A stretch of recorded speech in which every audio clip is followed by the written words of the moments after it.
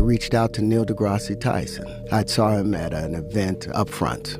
And he was like, hey man, yeah, I'd love for you to come on my show, do my radio. Love that. I was like, yeah, but I've got something I want to introduce to you. It was a treatise, and it was only 36 pages. I started it off with 1 × 1 = 2. And I said it's illogical where the square root of a number added to itself will equal more than that number squared. But that's what happens with the square root of 2. That's what happens with most of the numbers. When he wrote his response, he said, if you have any other questions, you're going to have to see somebody else, and he wouldn't take my calls anymore. I was like, okay. I recently learned I got name-checked by Terrance on Joe Rogan.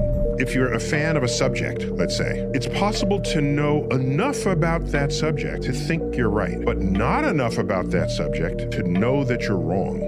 And so there's this sort of valley in there, a valley of false confidence. This has been studied by others, and it's called the Dunning-Kruger effect.